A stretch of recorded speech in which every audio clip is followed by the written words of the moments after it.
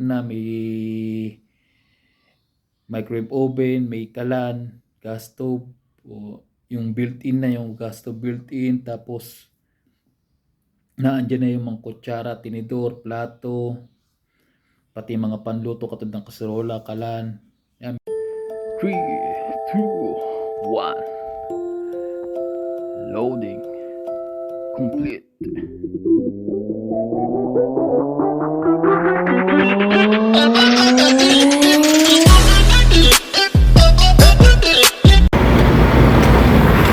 Yo mga Cubs, kamusta na kayo mga Cubs? Malamig na hapon sa inyong lahat mga Cubs. Naglalakad tayo ngayon. Kalalabas ko lang galing sa trabaho, naglalakad tayo ngayon mga Cubs. Problema kasi nasira na yung bike ko, bumigay yung kadena kasi dalawang tag-snow ko na siyang ginagamit. Katulad ng isang taon tsaka ngayong taon ginagamit ko siya mga Cub. So bumigay na yung kadena, hindi ko na check, bumigay. Butit nakauwi ako kasi may nagsakay sa akin na truck ng DHL, delivery service ng DHL. Sinakay ako pa uwi, tinanong ako kung saan daw ako uwi, sabi ko malayo ang uwian ko, pero sinakay ako mga Cubs. Napakabait ng tao na yon. Salamat sa kanya at nakauwi ako kasi pinasakay niya ako at sinakay niya rin yung bike ko doon sa service sa truck ng DHL. Nakauwi ako sa bahay. Ayun, nag-isip kami ng asawa ko na lumipat na ng bahay kasi nga delikado mga Cubs, delikado sa akin kasi nga nag-i-snow na, madulas pa ang kalsada, kaya nag-isip na rin kami ng asawa ko na lumipat ng bahay at bumukod sa ate ko. Ngayon nakakita kami ng bahay mga Cubs, nakakita lang kami ng apartment, kaya lang medyo mahal. Hindi naman ganun katotally kamahal, pero kaya naman mga Cubs. Ngayon silipin natin kasi nakuha ko na yung susi. Tagal namin naghanap mga Cubs ng bahay o apartment na maupahan, pero walang man sa amin, walang kumausap o walang nag-ano sa amin, nagre-reply. May mag-reply man mga Cubs, ayaw nilang purong sinasabi nila, puro hindi daw pwede, hindi daw ganon. Kaya kasi nga sa salita nahihirapan silang makipag-ugnayan o diskusyon sa amin mga Cubs. Pasensya na nga pala kayo mga Cubs kung madilim kasi alas 5 pa lang ng hapon dito mga Cubs, kaya magandang hapon, pero yung dilim niya is pang alas 10 na lang gabi, kaya ang dilim na masyado mga Cubs. So doon nga kayo pupuntahan natin yung apartment na naupahan namin. Ito lang yung nakita namin na nakipag-usap sa amin ng English. Although marunong kami ng konti ng salitaan dito, pero hindi naman kami ganung katataas kasi syempre kung malalim na yung usapan, may hirapan din kami makaintindi o ganun din sila, hindi rin nila maintindihan yung sasabihin namin. Kaya siguro hindi rin nila kami ni-entertain or hindi na rin kami nire-replyan kasi alam nila may hirapan din sila. So nakakita kami mga Cubs ng marunong mag-English agent na inarkila biniyaran nung may-ari ng apartment para mag-asikaso nung bahay niya, nung apartment niya. Kasi yung may-ari talaga ng apartment ay nasa London, kaya nag-agent kami. Sa agent niya pinasa lahat. So agent kami nakipagkunayan. Ngayon nakuha na namin yung susi mga Cubs. Ngayon pupuntahan ko. Nasilip ko na siya mga Cubs, pero papasilip ko pa rin sa inyo kung ano yung bahay o yung apartment na upahan namin. Papakita ko sa inyo mga Cubs. At saka kung bakit rin namin ito napili. Sa dami rin namin nakitang maganda, dilim Cubs, pasensya na. Sa dami namin magandang nakita rin, at mura, ito yung napili namin. Sabihin ko sa inyo kung bakit ito rin yung napili namin mga kabs. Ayan mga kabs, malapit na tayo doon sa apartment na uupahan namin. Ano ba yan, ang dilim, pasensya na ulit talaga mga kabs kasi madilim na talaga. Yung street light pang kalsada lang, wala dito sa dinadaanan sa daanan ng mga naglalakad. Oh. Malapit na tayo doon sa bahay na uupahan namin mga kabs kasi sa weekend lilipat na kami mag-anak. Papahatid na lang kami doon sa Bayoko o kaya mag-Uber na lang kami para madaling mga gamit namin doon sa lilipatan namin. So papakita ko sa inyo mga kabs yung building ng apartment na upahan namin. Tsaka ito na nga pala yung susi mga kabs, hawak ko na. Bubuksan natin siya mga kabs. Ito. Pangkalahatan na siya sa lahat na, pati sa pintuan ng building mga kabs. Kung kita nyo yan mga kabs, dito na lahat ng susi mga kabs. Pintuan ng apartment, pintuan ng building. Yun na yung susi ng pangkalahatan, pati ng basement na andito na mga kabs. Pasensya na talaga mga kabs, madilim talaga, may hirap tayong makita. Kung naaninag nyo ako, pasensya na mga kabs. Papakita ko na sa inyo yung apartment na upahan namin. Malapit na mga kabs, konti na lang ang tabayanan niya mga kabs. Yan mga kabs, kaya nga rin pala ito yung napili namin na bahay na upahan. Kahit na medyo may kamahalan kasi nga dahil dito mga kabs, accessible siya sa lahat ng pwede mong accessible siya sa lahat. So yun na lang sabihin natin mga kabs, accessible silang sa lahat. Malapit siya sa store, sa lahat ng grocery store, lahat ng klase ng grocery store dito mga kabs. Malapit sa kanya yung bahay napapalibutan lang ng grocery store. Katulad na lang itong nasa harapan ko mga kabs. Yan. Yung tatawid kami ngayon. Ito mga kabs.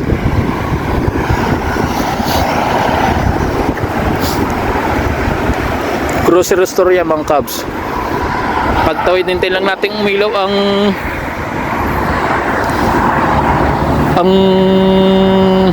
traffic light bago tayo makatawid mga kabs. Ayun pa, may gym siya, yung Fit Fabric mga kabs. Malapit siya sa lahat mga kabs.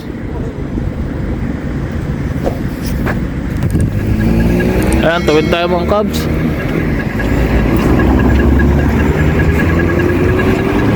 Ayan mga kabs, ito yung grocery store. Ayun yung Rossmann. Butik siya na parang Mercury mga kabs. Butika siya, pwede kang bumili ng mga gamot dyan. May gamot din sila. O mga accessories din. Meron para siyang Mercury sa atin kabs. Ito yung Pepco naman. Mga ano siya, mga pangbata. Hindi lang siya pangbata, para siyang mga pangkalahatan. Babae, lalaki, bata, matanda. Meron siyang item, mga damit, laruan, ganyan mga kabs. Malapit rin kami sa bangko mga kabs. Ayan, bangko yan. Ito yung gym sa taas. Malapit lang rin kami sa mga stasyon ng tren or tram. Sa tram din. Ayun din ang McDo mga kabs. Kung nakikita nyo yung McDo, ewan ko, masyadong blurred sa camera yung McDo, pero malapit din kami sa McDo mga kabs. Tapos doon sa harapan ng McDo, meron siyang isa pang ulit na grocery store, ang Bidrongka. Tapos tagiliran naman po ng McDo, may dalawa naman nung grocery store ulit mga kabs. Yun ang Bidrongka ang Stokrotka at saka Carrefour. Yung malaking Carrefour po mga kabs. Tapos eto po, dito po mga kabs, itong car wash po. Para kung may sakay na po tayo at nakabili na po tayo ng sakyan ng kotse, pwede tayo magpa-car wash dito. Self car wash po ang dito. Wala nga pala pong car wash boy o car wash girl dito. Self car wash po to. Tapos ito pa ang isang maliit ng Carrefour, grocery store din po siya, mga kabs. Gasolinahan din, mga kabs. At meron din dito mga ano po ba? Yan, katulad niyan, no? Grocery store yan, mga kabs. Yun yung maliit na Carrefour dito. Ito yung mga apartment dito, isang building. Nasa likuran yung apartment na upahan namin. Ito po yung mga ano, mga kabs. Matawag yan yung pagka yung umorder ka ng online, dyan po tinadlagay. Tapos doon po, mga kabs, so yun po, may Thai restaurant po doon, tsaka may Vietnamese restaurant. Accessible po, mga kabs. Kaya isang dahilan talaga yon ang napili namin. At isa pa ang pinaka-importante po, mga kabs, kung bakit ito ang napili namin, walang iba kundi ang ospital. In case po na magkasakit ang anak namin, huwag naman po sana, mabilisan po kami makakapunta sa ospital. Hindi na po kailangan magbiyahe pa ng pagkatagal-tagal bago makarating sa ospital. Halaga, mga kabs, kaya po napili namin ang apartment na to dahil malapit po siya sa ospital. Dalawang ospital po siya, mga kabs. Dilim talaga. Dalawang hospital po siya, mga kabs, kaya napili namin siya. Yun ang pinaka number 1 na dahilan kung bakit napili namin siya, mga kabs. Pagpasensyahan nyo na talaga, mga kabs, madilim talaga. Nandito na ako sa daan papunta sa building na apartment namin. Ito mga kabs, yan yung building na apartment namin. So ngayon, kuha natin yung susi at sabay-sabay nating silipin o umakit tayo sa apartment. Nasa ika-8 palapag nga pala kami, mga kabs. Nasa 8th floor kami, mga kabs.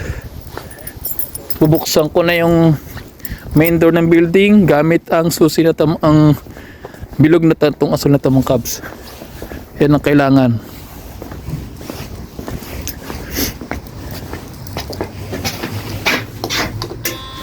Bukas na siya, mga kabs. Ayan na, open na.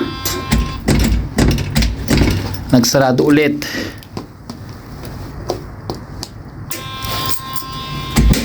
Bukas na siya, mga kabs. Pasok na.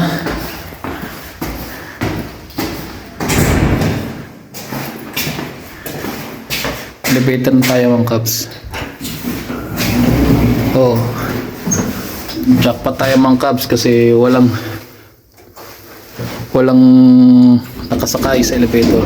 Yan, 8 po tayo, 8th floor, mataas po, mga kabs. Pero okay lang yan. Yan, pakat tayo, mga kabs. Tayo na lang natin magbukas. Yan, mga kabs. 3, 4, 5. Konti na lang, mga kabs. 7.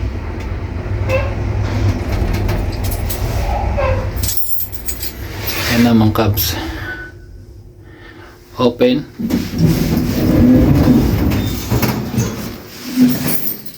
Ito, mga kabs, yan yung aming pinto. Yan yung upahan namin, mga kabs. Number 25. Yung, mga kabs, nandito na nga tayo sa loob. Una nating silipin ang CR.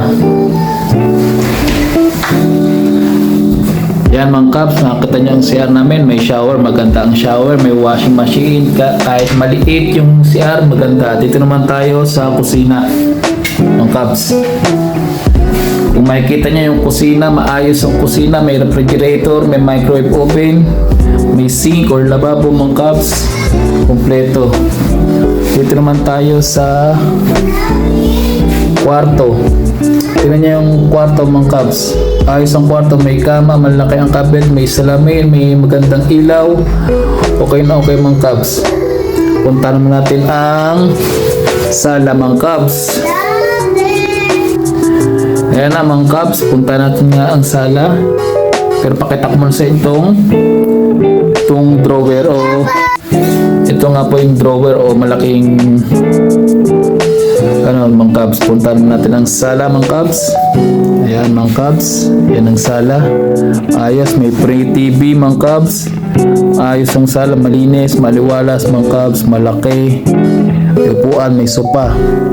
Tapos ang pinaka-last mga Cubs ay ang balcony mga Cubs. Ayan po. Ito na po ang lahat mga Cubs.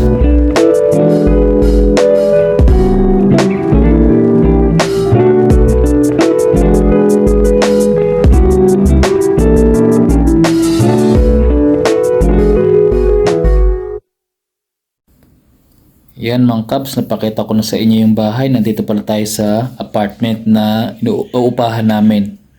Lilipatan namin ngayong weekend. Bali, naghubad na nga rin ako ng jacket ko mga Cubs. Kasi nga ang sobrang init dito kasi bukas na yung heater. Kasi nga nag-iso sa labas. Bukas na yung heater para paglipat namin, warm na. So, nagpapahinga lang ako dito mga Cubs. Maya uwi na rin ako kasi nga doon pa ako muuwi sa ate ko. So, doon so magpapabook na lang ako ng Uber or taxi mga Cubs para makauwi tayo. So, di pa rin ako makapag-bike kasi nga sira yung bike mga Cubs. Yung kadena niya naputol na talagang sirang-sira yung kadena niya, parang nadurog, 2 beses na napiktal. So kailangan talaga bumili ng bago. Tsaka hindi ko muna siya kahit bumili na ako ng bago mga Cubs, hindi ko na muna rin siya gagamitin kasi nga last year ilang beses na ako nagsemplang, ilang beses na akong nagtaob kahit maayos ako magbike. Kasi nga madulas yung kalsada. Yun yung reason kung bakit na ngayong taon naisipan o biglang pumasumagi sa isip ng asawa ko na bumukod na nga kami ng bahay. Kasi nga iniisip rin ako ng asawa ko pagpasok sa trabaho. Kasi nga naalala niyang last year, pumapasok ako, ilang beses ako nagtaob sa kalsada nga. Kinukwento ko sa kanya, nagtataob ako, nagsisempla nga kasi nga medyo madulas. So hindi medyo madulas talaga ang kalsada mga Cubs kasi nagpa-frozen. Kaya no choice talaga kundi lumipat na medyo malapit. Yun nga, ito nga yung napili naming bahay. Maayos naman, maganda, accessible sa lahat ng bagay, lahat ng pwede mong puntahan, groceries, kung gusto mag-gym, may gym dyan, malapit. Ang daming grocery store dito. Siguro mga 5 o nakapalibot sa'yo. Tapos meron pang bangko, ilang bangko, may restaurant. Tapos ang pa nga ba? May yung mga estasyon ng train at tram. Malapit lang dito mga Cubs. Especially pa kung bakit ito rin ang napili namin bukod sa mga grocery store, malapit sa ospital talaga mga Cubs. Yun ang pinakaan namin, tinignan namin malapit sa ospital kahit medyo mahal siya. Yun ang nakita namin. Yung kalapitan niya sa ospital. Pwedeng lakadan yung ospital mga Cubs sa lapit. Kaya kung sakaling may magkasakit man, halimbawa ko, kunyarian, wag naman sana kasi nga nagtatrabaho, makakapunta kagad tayo ng ospital kasi nga walking distance lang. Tapos yung upa naman dito mga Cubs okay naman compare sa Kuwait. Nung nangupahan kami sa Kuwait, hindi naman nagkakalay yung upa namin sa Kuwait mga Cubs.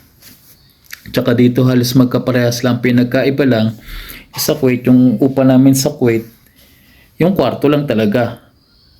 Tapos yung pag nangupahan ka na sa kwarto, kung ano yung gagamitin mo sa kwarto, doon sa kwartong inuupahan mo, ikaw na magpo-provide, ikaw na ang bibili lahat-lahat. Na doon na yun. Tapos yun nga lang, yung upa mo doon sa kwarto is bayad, kasama siya sa, yung kuryente, kasama doon sa upa mo sa kwarto. Pero dito mga Cubs, Yun lang kinagandahan dito naman mga kabs. Pagka nangupahan ka dito sa apartment or any accommodation dito sa Poland, lagi may libreng gamit. Paggamit na sila, na andyan na yung bagong TV. Kasama na sa uupahan nyo yung yung TV, sofa, lahat, furniture, fully furnished. Hindi man siya fully furnished, pero talagang lilipat at titirahan nyo na lang. Lahat-lahat. Katulad nga nung pinakita ko sa inyo kanina mga kabs, nung pinasilip ko sa inyo yung bahay, itong apartment, yung CR, maganda na, may washing machine, ayos ang shower. Although maliit lang talaga yung CR, kasi nga maliit lang naman tong apartment, din siya ganun kalakihan, pero okay naman siya mga kabs. Tapos yung kusina, malinis, may rep na, may microwave oven, may kalan, gas stove, o yung built-in na yung gas stove built-in, tapos naandyan na yung mga kutsara, tinidor, plato, pati mga panluto katulad ng kaserola, kalan. Yan, meron na mga kabs, kumpleto na. Tapos may mga kasampang mga panlinis, mga garbage bag na andito na. Nakasetup na lahat mga kabs. Doon sa kwarto naman, meron namang malaking kama na king size na bed na mga kabs. King size na kama na. Tapos ang laki nung nung aparador namin sa kwarto, nung kumbaga cupboard. Ang laki, siguro may 3 siyang hangiran ng damit, may pangbata, may pangmatanda. Basta 3 yung hangiran niya, tapos bukod pa yung mga drawer, mga cabinet, meron pa mga kabs. Tapos sa sala naman, andito yung sofa na nagiging sofa bed, TV, lampshade, may kumbaga parang may stand rin dito, parang aparador o lagay ng mga stuffed toys, kung ano yung mga action figure, kung anong gusto nyo ilagay. Itong yung dining table dito, maliit lang pero napapalaki siya mga kabs na a-adjust. Tapos yung balcony naman mga kabs, maliit yung balcony pero sapat na sa amin to, sa aming pamilya. Mataas lang siya talaga, nasa 8th floor, pero kaya naman kahit medyo sasabi-sabi na lang namin yung bata kung na wag buksan yung pintuan ng balcony. Yun lang namin. Sa pagpasok naman walang problema kasi kahit nasa taas ka, may elevator naman mga kabs. Makakapag-elevator ka kahit hanggang madali ka. Kung gusto mo maghagdan ka, kung gusto mo mag-exercise, yun lang. Kaya umabot din siya ng 2.5. Hindi naman masama yung 2.5 mga kabs kasi okay na yun. Wala ka nang poproblemahin doon. Kaya lang umabot lang ng 2.5. Ang totally ng namin dito, ng upa namin sa bahay, mga kabs, is 1.7. Yung 2.5, kaya naging siyang 2.5 is yung bayad na administrative na bayad mo sa building. Katulad ng gas, kasi hiwala yung bayad mo sa gas, hiwala yung bayad mo sa kuryente. Yun lang, kaya umabot siya ng 2.5. It depends pa, hindi naman totally siya 2.5 mga kabs. It depends siya sa paggamit mo ng gas, it depends din sa paggamit mo ng kuryente. Kung mahina kang gumamit ng kuryente, yung 2.5 na magiging less siya kasi hindi naman malakas kung hindi ka naman malakas sa kuryente, naman magiging mahina ka sa kuryente, magiging 2.3, 2.4, mga 2.2, ganyan. Sakto na yung mga kabs, wala nang problema doon. So yun ang ko dito ng cost of living natin dito sa Poland. Kung sa mga nagpaplanong pumunta rito at gustong mag-accommodation or yung apartment mo, mangupahan, meron tayong dito mga apartment na room lang rin yung bayad. Pero isang buong apartment siya ang mga kabs, pero bayad din siya ng halimbawa 4 kayo magkakasama. Pwede nyo siyang upahan yung isang buong apartment, tapos hati-hatian nyo na lang, tapos per room. Meron naman dito per room talaga yung inuupahan. Hindi kayo magkakilala sa isang apartment, yun lang upahan nyo, yung kwarto. So mga nasa halaga niya lang is per month is 800, may 650, kababaan ng 650 mga kabs. Tapos less pa yung kuryente doon, hindi pa kasama yung kuryente. Kung magbabayad pa kayo ng kuryente, O tsaka gas, kasama nyo na, siguro abot lang kayo ng mga 1,000, mga ganun mga kabs. Sa mga single, yun na wala pamilyang gustong mangupahan ng mga per room lang, yung bed space lang, mga room space lang. Yun ang maupahan lang, mga 650 na yung kababaan. Magandang na rin yun, maganda rin yung kwarto, full furnished na rin yun, na ando na yung kama, table ka na sa loob, may gamit ka na, pero yung syempre yung kainan nasa kitchen na yun, tsaka sa sala paggamit na rin yun ng apartment. So wala ka na rin talo, kaya magandang mangupahan dito.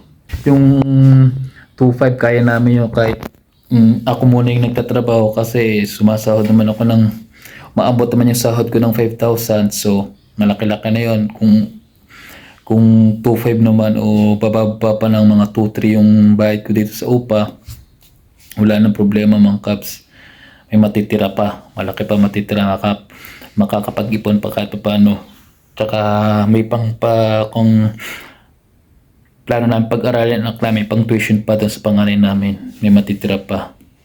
Kung sa private na papasok, pero pag public naman, libre naman yung public mga kabs. Problema lang talaga yung pagsasalita, may hirapan pa yung anak namin makipagkomunikasyon sa mga magiging kaklase niya, kasi yung mga magiging kaklase niya hindi naman marunong mag-English, siya lang marunong mag-English. So tapos hindi rin naman siya maganong magsalita ng salita dito, so may hirapan pa. Kaya pinag-iisipan namin mga kabs, ipasok siya sa private. So mag-i-inquire muna kami kung magkano yung magagastos namin sa private pag tuition namin siya sa private. So ganun lang.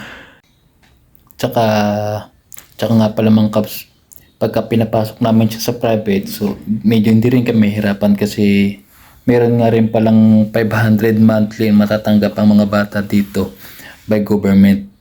500 na, pero 500 PLN pera dito mga kabs matatanggap ng bawat bata dito. So hindi na rin kami mahihirapan pag pumasok siya sa private. So kahit paano may konting tulong.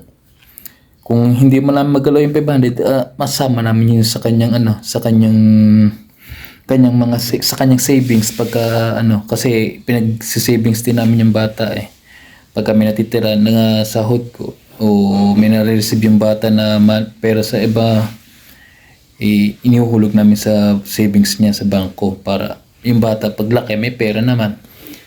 Ganun lang ginagawa. So sa cost of living talaga, yun nga ang masasabi ko mga kabs. Cost of living dito sa Poland, kaya naman talaga. Walang imposible dito kasi sa totoo lang mura yung mga gantong apartment, mga compare sa Kuwait. Sa Kuwait yung upa namin talaga dun is 110 Kuwait dinar, so mahal na siya, isang kwarto lang. Pero kung umupa ka ng isang flat sa Kuwait, nasa 300 na yung kababaan. Tapos may mga 600 pa. Wala pa kasamang gamit. Dito fully furnished na lahat sa ganung halaga lang. So dito ka na yun lang. Mapapayo ko lang talaga sa mga nandito na sa Poland na gustong lumipat ng accommodation o nagpaplanong mangupahan ng apartment din, mas maiging maghanap na rin kayo ng agent, kasi mas maganda yung maghanap ng agent na maayos kausap kaysa direct mga kabs. Kasi pag direct sa may-ari, parang mahirap kausapin o may mga issue pang ganyan, baka hindi naman totally luloko yan, parang gugulangan kayo sa mga ganyan renovation pagka-aalis na kayo. Pero sa agent may kasama na insurance. Sa cost of living talaga, yun lang masabi ko mga kabs dito sa Poland. So yun lang mga kabs, magre-ready na rin ako umuwi ngayon kasi lumalalim na rin ang paggabi na talaga, lumalalim na. So uwi na rin ako, magpapabook pa ako ng Uber. So tiyan muna kayo mga kabs. Maraming salamat nga pala ulit sa mga patuloy na nanonood, patuloy na sumusubaybay, at patuloy na nagla-like at nagsasubscribe sa akin YouTube channel. Maraming salamat sa inyo mga Cubs. Ingat kayo palagi at huwag kalimutan magdasal. Lalong-lalo na rin yung mga gustong pumunta rito sa Poland. Kayo ay mag-ingat at magtiwala lang at manali kayo sa taas. So yun lang guys. Yun lang mga Cubs. So, bye-bye muna. God bless.